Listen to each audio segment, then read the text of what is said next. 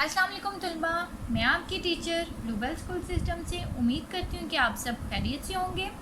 तलबा, ये इस्लामियत का लेक्चर है और आज हम इस्लामियत के लेक्चर में बाब नंबर 2 दोम बे सबक नंबर 2 के अगले 2 सवालात करेंगे।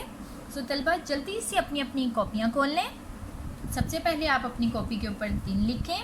आज दिन है मंगल का और आज तारीख़ है 14 सितंबर 2021।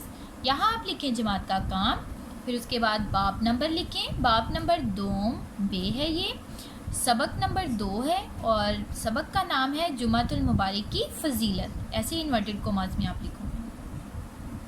सवाल नंबर 3 है इसका, यौम जुम्मा की फ़जीलत के बारे में एक हदीस का तर्जुमा लिखें। जवाब, नबी अकरम सल्लल्लाहु अलैहि वसल्लम ने फरमाया, तर्जुमा, जुम्मा के दिन में एक ऐसी घड़ी होती है जिसमें की गई दुआ अल्लाह कबूल फरमाता है।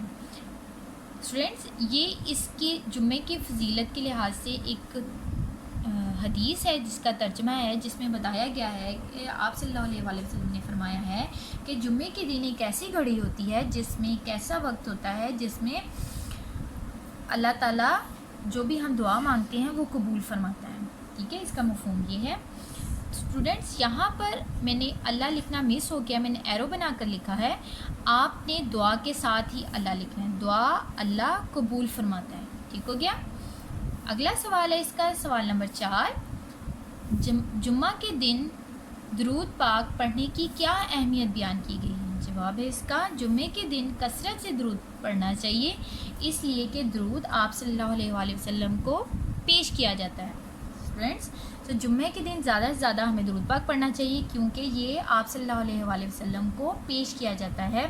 हमारा एक तोहफ़ा जो है वो पेश किया जाता है आप सल्लल्लाहु अलैहि वसल्लम के सामने। ठीक हो गया।